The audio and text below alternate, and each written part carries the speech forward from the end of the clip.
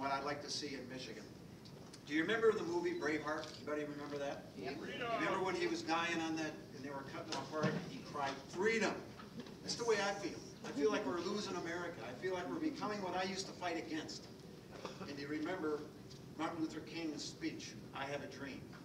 Well, I have a dream. I have a dream that our president will defend the citizens from foreign terrorists and not let our citizens die. Benghazi. He lied, they died. I have a dream that if we are caught here illegally, you can never become a U.S. citizen with his privileges. I have a dream that only U.S. citizens will ever vote in an election. I have a dream that E-Verify will pass so illegals can't take citizens' jobs and English become our official language. Learn English, generations before us. Come here legally or don't come at all. I have a dream that the citizens of America will realize the Democrat mantra of making everyone equal and taking care of everyone's need is called socialism, and it's failed everywhere it's been tried. There must be incentive to work and achieve. I have a dream that the people of America will humble themselves and pray and not remove God from our nation so that we may enjoy the blessings of the God Almighty. I have a dream that we will have less hyphenated Americans, but loyalty to America only, whose people love this country they live in. No dual loyalties. I have a dream that Michigan have a part-time legislature like 46 other states. I have a dream that America will one day be allowed to be self-sufficient and use our own massive gas and oil reserves instead of making countries wealthy that hate us. I have a dream that principles mean more to politicians than money or getting reelected.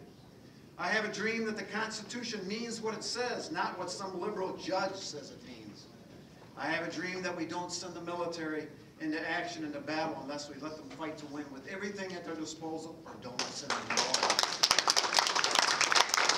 I have a dream that we stop killing our unborn out of convenience, 56 million so far that aren't in the workforce contributing. I have a dream that we get a president that doesn't glorify gay NFL players and asks for God's blessing in an organization called Planned Parenthood that kills millions of unborn kids. Obama calls evil good and good evil. I have a dream that government ceases from taking more and more of my paychecks, Social Security, health care, and my guns. Don't mess with my guns, I'm a military guy.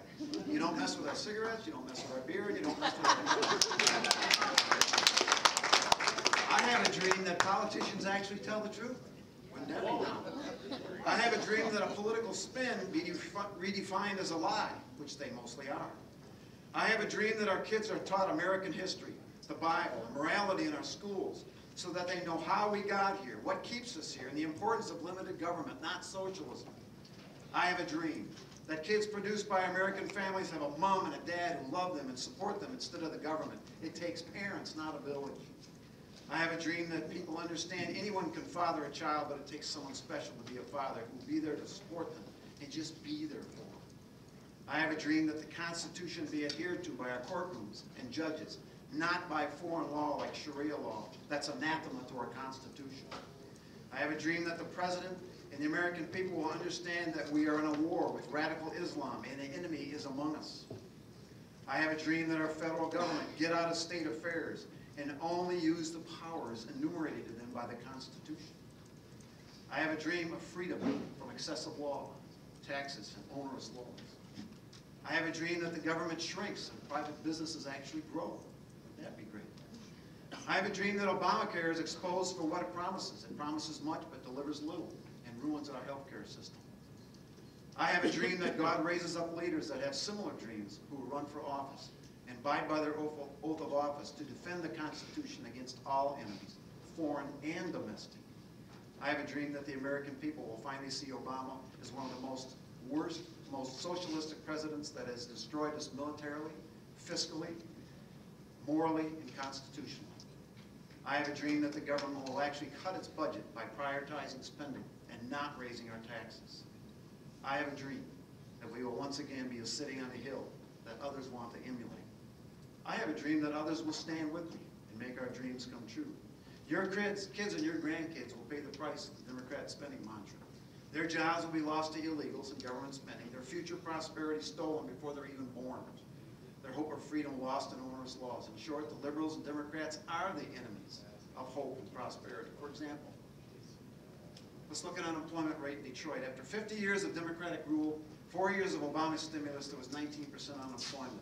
But actually, we had 45% underemployment. 35% of Detroit citizens were on food stamps. Democrats destroy jobs and make people poor. During Obama's 4 years in office, the middle-class African Americans lost half of their net worth as a result of the housing market collapse. Shout it out from the rooftops. Conservatives want you to prosper. Liberals take your chances of prosperity away. We want to spread wealth. They want to spread scarcity. I have a dream of hope and a future. Let us put our feet, our money, and our mouths to work to expose liberals. We must tell the truth, better than they tell a lie. Now, if I could just get back for a moment. Let's talk about American law for American courts, which Norm wanted me to talk about. Anybody heard about that bill so far? Okay, it's a very simple bill I put in last term. Representative Hooker has it this term. All that bill says to some of our progressive judges is, you will not use foreign law in your court if it causes anyone to lose their constitutional rights. Well, has that occurred? Yes, it has. Over 73 times in the United States, a judge has used foreign law in a court, causing a citizen to lose their constitutional rights. The kicker here is 52 of those were Sharia law. Folks, I want to tell you a little bit about Sharia law. Most people don't know much about it. Sharia law supersedes all other laws, including our Constitution. It's about 16% religion and 84% how to eat, how to live, how to treat infidels. Infidels are called kafirs and must pay a 50% tax, convert, or die. Most women go to hell, according to Muhammad. You may beat your wife, and allows for honor killings if anyone leaves Islam or dates or marries a non-Muslim. A woman's testimony is only worth one half of a man's. A man may marry 4 women. They may lie, cheat, and steal to infidels. A lie is called al-taqiyya if it furthers Islam. Muhammad married a 6-year-old girl. Anyone who gives aid to holy warriors receives a holy warrior reward. Think Boston. Think of their mother. Slavery is okay if you're a kafir or an infidel. They've done it to Africans, Europeans, Hindus, Buddhists, anyone non-Muslim. Let's talk about a nuclear Iran for a moment. They've already promised to destroy Israel and destroy us. I don't think he's faking it. He's going to do it. If he gets it, he will use it. They must not allow to get nuclear weapons. And I would really like to let that up to Israel to take those out, because I think they could do an outstanding job. And quite frankly, I think Obama is perceived as weak. Terrorism does not recognize weakness. They understand strength. Example, I was in Russia just a few weeks after the Chechen terrorists killed 300 school kids and some teachers.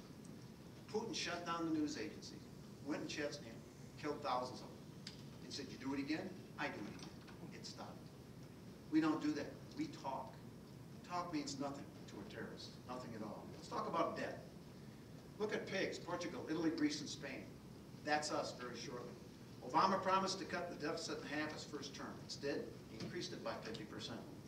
Obama promised to cut health care by $2,500 per family. Instead, it went up $3,065. In 2013, Americans' disposable income dropped by 4%, the biggest collapse ever recorded. Obama claimed 847,000 jobs were created from June to November of 2012. But what he didn't tell you is 70% of those were government jobs. Isn't that interesting? Food stamp lines are growing 75 times faster than the job rolls. Obamacare is the single biggest tax hike ever. Your gas prices have doubled. Your food prices are up 44%. Obama says the rich can afford to pay more taxes, yet he gave $40 billion to the rich in corporate welfare. Debt weakens us. The Chinese money will soon be the international standard. Why? Because of our debt. Obama is either an economic idiot or he's doing it on purpose. Believe the latter. Let's talk about cyber attack. I think he's talked about a little bit here right now. There's been many attempts, and some very successful, to crack our military computers and so forth, our banks and our infrastructure. If they're successful, expect the stock market to dump, a total chaos, a loss of money in the stock market, banks, and a complete stop of mass transit infrastructure. So far, China has been most involved in those cyber attacks. Everything today has computers in it. If they're jammed, the economy comes to a screeching halt. So, one other thing I would like to mention here, E-Verify. We've really been big on this. Thousands of companies use this in the state of Michigan. I think about 2,000 a week companies are coming on board with this throughout the United States. Anybody know what E-Verify is? Raise your hand if you do. That's great. Most people don't. It's a simple system. You're going to hire Dave Agema. You get Dave Agema's name. You take my social security number. You get a little number from Homeland Security. It's a free system. You dial in Dave Agema's social security number, enter. Zips over to Washington, checks 450 million documents. It checks whether that social security number matches the name. It checks your visas, and it checks your worker permits to see if you're overextended. Usually in 3 to 5 seconds, it kicks back and it says confirmation or not confirmation. If you're not confirmed, that means you're either looking at it illegal, you're probably looking at somebody who just got married and didn't change their name when they got married, their social security number. The latest statistics show it's 99.7% accurate. There's nothing in government that's more accurate than that, yet people will tell you it's inaccurate. That needs to be passed. Think of this. Look, go into Costco. You go into Costco, you'll see a big sign. We E-Verify. Illegals don't apply. I think it was Oakland and Macomb County both passed this. I went over there and talked to them about it. Oakland County, my good friend Jim Runstead was there. He said, we passed your E-Verify here, so anybody that does business for Oakland County has to E-Verify their employees. They eliminated 200 illegals that were fixing the roads in Oakland County. Imagine if that was throughout the state of Michigan. Probably reduced our unemployment rate by 1% or more. So I'm just telling you folks, there's a lot of issues here. Terrorism has to be stopped. If you can't get a job, they won't be here. They can't blend into society. And my goal is to stop terrorism. I really don't like it, and quite frankly, I shouldn't say this, but it's actually true, and most people won't say it. Not every Muslim's a terrorist, but most terrorists are Muslim. And I'm going to tell you one thing here as well. We have a freedom of religion. You can be whatever you want to be, but if you're going to be here to destroy America, I say you don't belong here, and I want to see you.